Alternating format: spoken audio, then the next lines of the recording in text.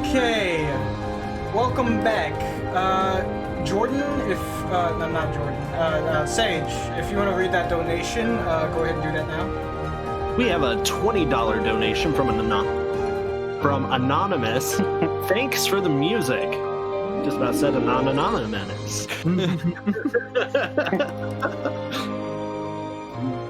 Okay, I'm gonna go ahead and lower the desktop audio. I actually don't know how loud the game is compared to our voices.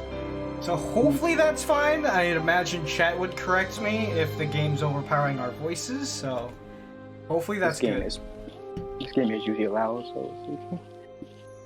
Yeah. I turned it down a bit, so hopefully that is good enough. Hopefully it's not too quiet either. Okay, let's see here. Okay, I got the timer. I believe I'm ready whenever you are. Okay. I'll give a countdown for the run. 3, 2, 1, go. Good luck. Yeah, good luck, mate.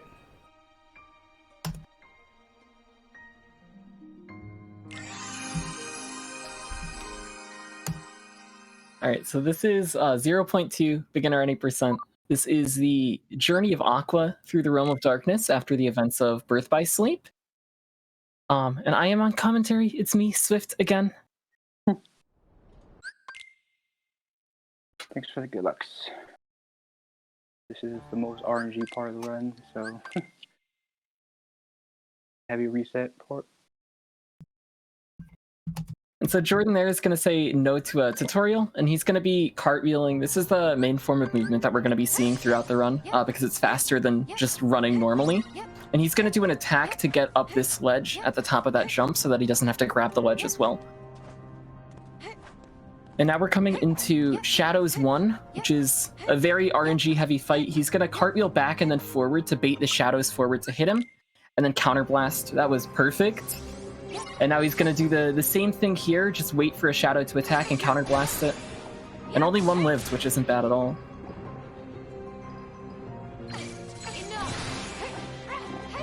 As Jordan said, this is a very heavy reset point. Yeah, pretty bad, but whatever. Oh no. So 120, which is like 6 seconds behind.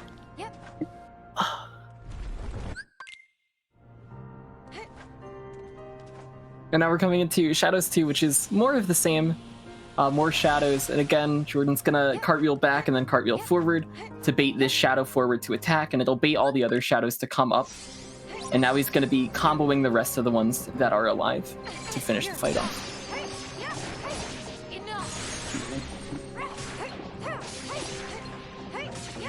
Now here's the downtime of the run.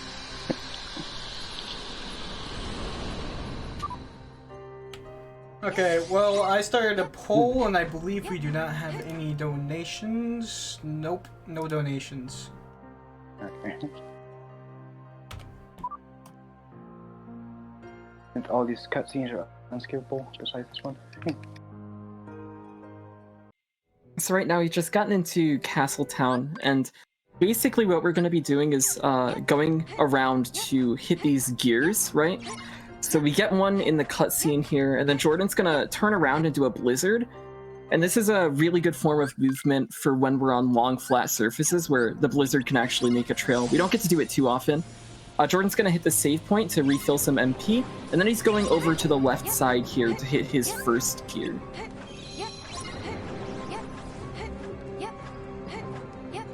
And so you can see he did 2 hits to get close to the gear, then 2 fires and the finisher.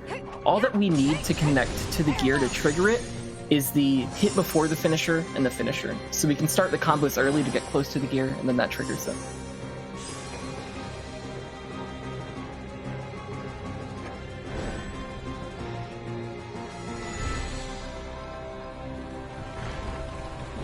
So that first gear gave Jordan the ability double flight, which he's going to be able to double jump up to this passage here. And there's an underground path, very interesting. He's going to drop down and do some fires to start a combo, and then the 4th hit and finisher on the second gear. so interesting. It's very interesting. There are words in this game. I'm gonna do the risky shot here, but Ooh. I do like a different type of risky.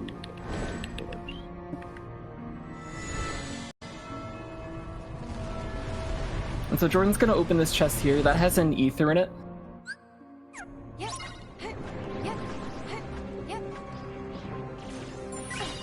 Okay, whatever. Hey. Somehow made that up there. So that jump over the wall was pretty difficult, doing the combo to carry yourself over. Because if you hit it at the wrong angle, Aqua ends up just falling down.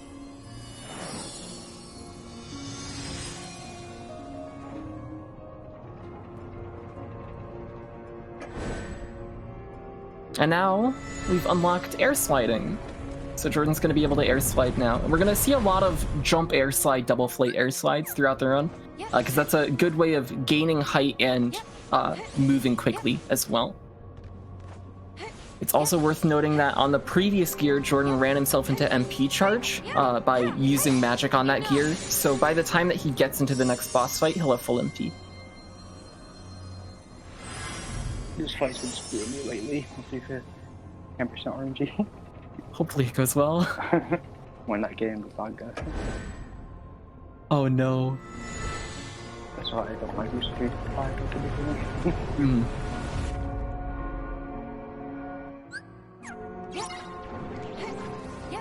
So down here, Jordan's dropping to pick up another ether chest. And now we're heading to the first boss fight of the run, which is Demon Tower 1. Demon Tower can be a bit of a pain, but hopefully it goes well. So Jordan's starting the fight off with 3 fires to build arrows for situation commands, and then he's going to do 2 blizzards and hopefully get Blizzaja and Thyraja, which he got. He does a Blizzaja into Thyraja. Blizzaja acts as kind of a stun to Demon Tower so that it won't attack, which allows Jordan to do this shot lock. Otherwise, Demon Tower would attack. And then he can Ether and do a mix of Fire and Blizzard in order to hopefully get both commands again. This fight goes by very quickly, and Demon Tower, when he's attacking, takes reduced damage from everything except Blizzard. So the combos Jordan does there are very specific to make him not attack. And if you get past the HP, it's very good. That was really good. Yeah.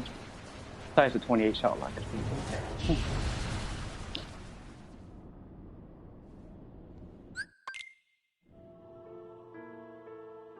One.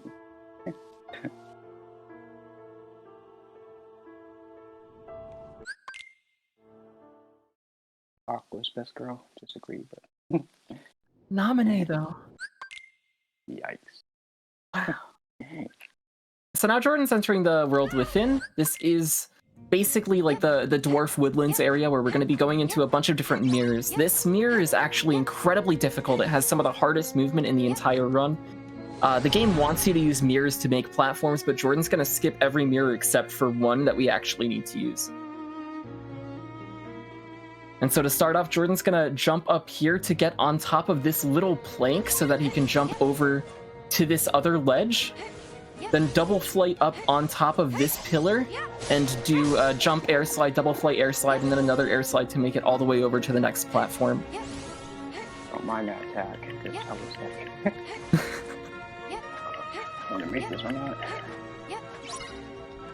This big gap can actually be pretty painful. Aqua's, the air slides and the height that she falls at after each one is pretty inconsistent. That's like one of the most scary parts of that part. Yeah.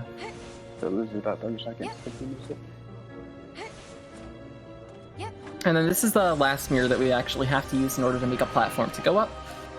And this platform's actually physically there before it's even visible, so Jordan's able to air slide over onto the platform before you can even see it. This is the audio cue you have to listen for.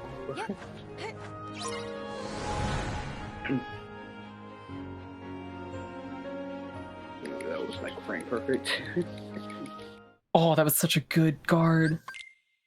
So the Aqua fights are they have a concept called revenge value. Basically, as you are dealing hits, Aqua's RV goes up. Once it hits a certain point, she retaliates. So by doing 2 physical combos, we know that Aqua is guaranteed to retaliate, in which case Jordan can guard it and then combo to kill.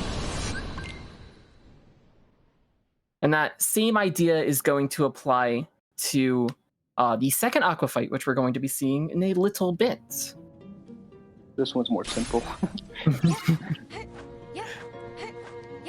only have 2 patterns. That one has 5 patterns. Yep. You got the good one too. Yeah, where she jumped in the air. I thought I missed it at first. And so this mirror has a puzzle. It's a stair puzzle. Basically, we just have to go up the stairs 3 times and then turn around, and the mirror that we have to get into is behind us. And this is the second Aqua fight. It's a lot like the first, but as Jordan mentioned, this Aqua fight only has 2 patterns that he has to react to instead of the big number that the first one does. And so Jordan did a Thunder there, and this guarantees that he's going to be able to kill her in fewer combos. Oh, she slipped out. I didn't fire way too late. That's my fault.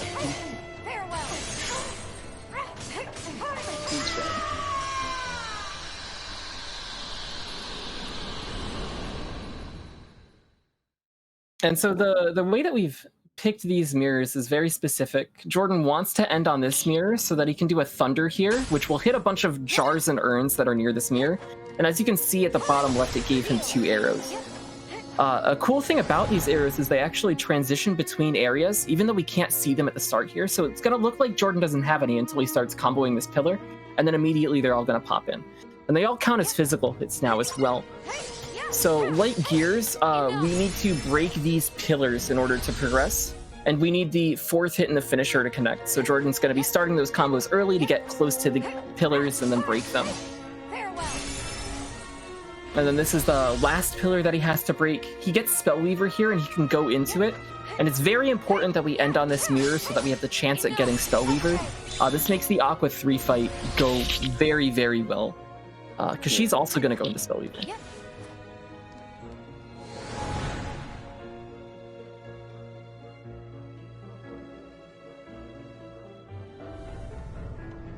She went in the air.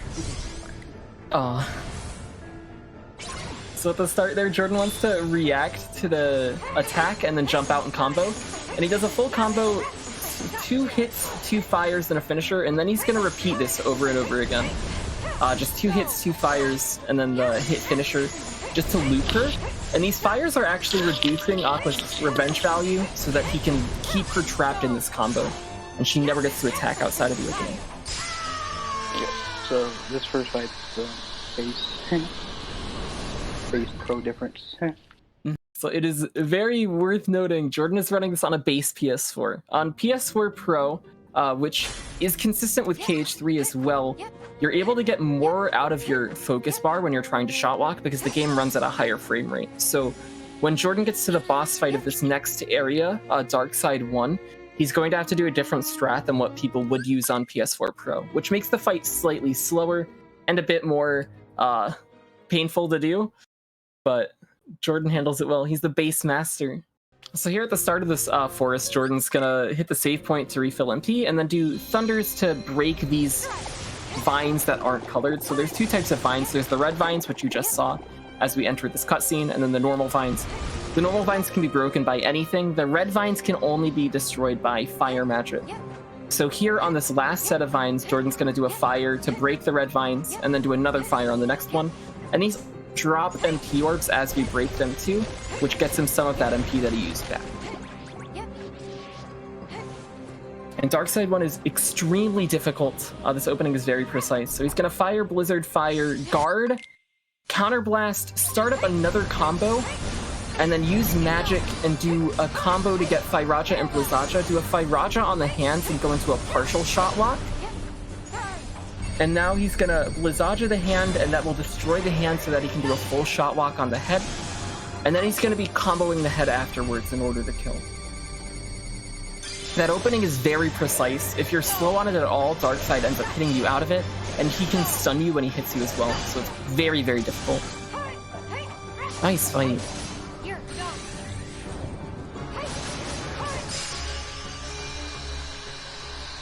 You can do it 20 or 21, but it's more risky. Yeah, that's clean though. Yeah, this has been really good so far, Jordan.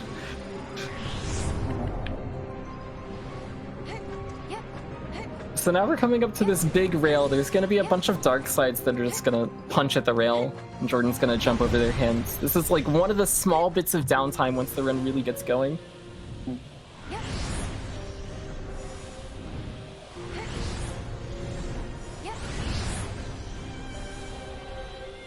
You can jump into the cutscene with a precise jump.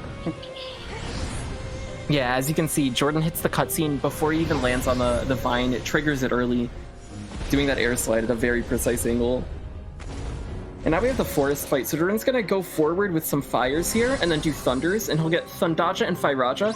And he's gonna Thundaja and then Firaja the one water core that lives, and it completely nukes these waves. It's crazy.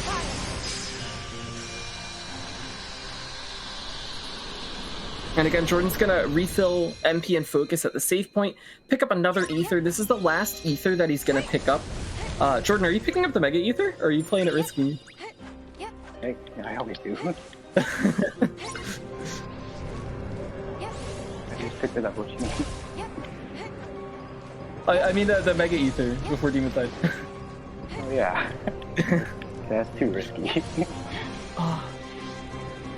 That's 0.5 seconds not worth it. It's so worth it. And so again, we're going to use more Thunders to clear out these vines here. And then on this last one, Jordan's going to Thunder and Cure to put himself back in MP charge. Again, just like Demon Tower 1, he wants to be at MP charge here, so that by the time that he makes it to the boss, he'll have full MP. Because getting to Darkseid 2 has a bit of a travel time here. And they use a Dark Balls or RNG where they land.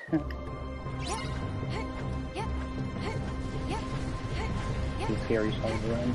Yeah, this fight is very, very difficult. So Jordan's going to start this off with a full shot lock on the hands. And there's something cool that we can do here. Basically, shot lock projectiles don't count towards situation commands, but if you're able to cast magic before the projectiles connect, you end up getting all of those projectiles to count as hits of that magic. So Jordan's going to be doing that in a few fights going forward for the rest of the run as well.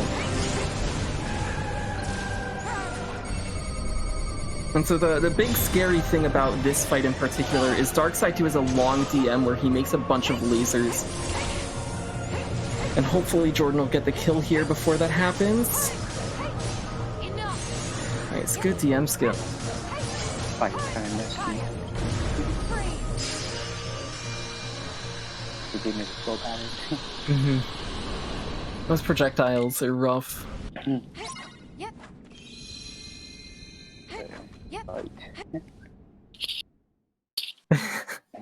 It's Mickey time. Everybody bless in the chat. So this is Demon Tower 2. We get Mickey as a party member here, and that opens up a new transformation. So we've seen Spellweaver, which we can go into before. Now we get to go into Wayfinder with Mickey. So Jordan's going to be doing a bunch of Blizzards at the start here to build up Blizzaja. Then he's going to physical combo to get Blizzaja, do Blizzaja, and then he's going to be doing a mix of Fire and Blizzards to hopefully get both commands as long as RNG cooperates with him. He's going to be doing physical combos again to get those commands going. And then do Blizzaja into Firaja. Again, Blizzaja acts as a stun so that Demon Tower won't attack. Mickey gave him Wayfinder. Awesome. And now he's going to be doing another mix of Blizzard and Fire. And then comboing to try and kill Demon Tower. Oh, that's bad RNG. Oh, no. Wow. So, RNG. Yeah, that's awful. Unfortunately, as we said with Demon Tower 1, when Demon Tower attacks and goes red, he takes reduced damage from everything except Blizzard. And Demon Tower thought it would be funny to attack right as Jordan did the Wayfinder finish, which is just extremely unlucky. really bad fight. Happening so much. Oh no. Really bad fight. Demon Tower 2 is one of the worst RNG fights in the whole run. You have to deal with Mickey giving you Wayfinder, you have to deal with Demon Tower not attacking. It's really awful.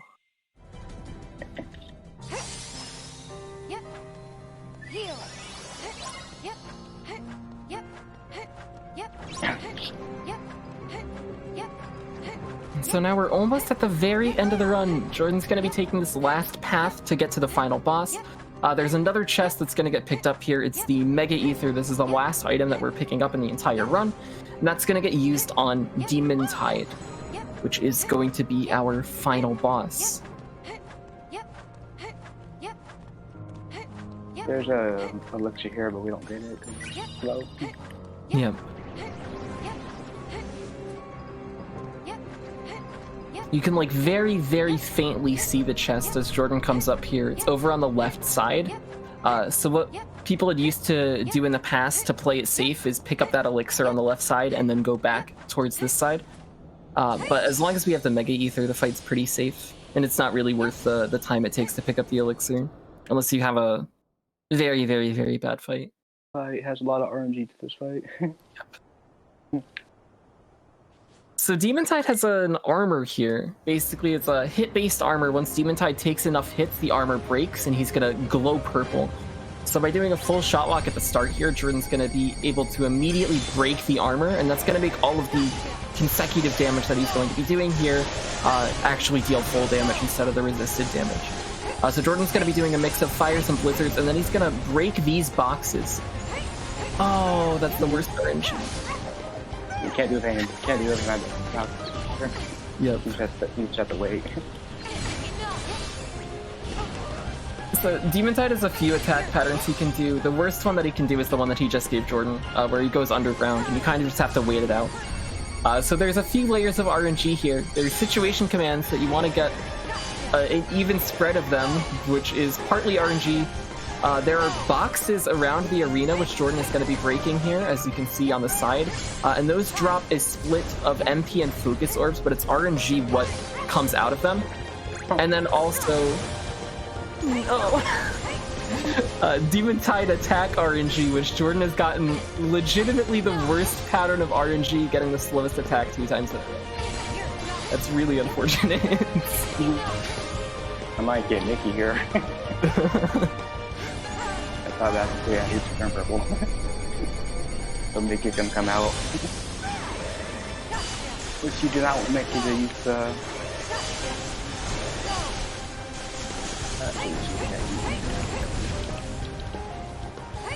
Man, that's so unfortunate. Of course it happened, he'd give you that pattern twice in a marathon. Mickey is super slow, so I'm not using Yeah, so while Mickey's on top, Demon Tide can't go into the next phase, so Jordan's gonna just take this opportunity to get as much damage as he can, so that Demon Tide will be low going into the next phase. But actually doing the whole Wayfinder cinematic with all of the animations is just way too slow to be worth it on beginner.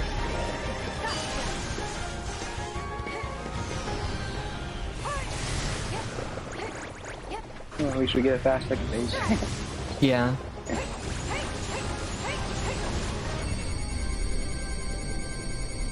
And so again, Jordan's going to be doing these shot locks with magic afterwards in order to get both commands that he wants. Time. Crazy fast second phase. GG.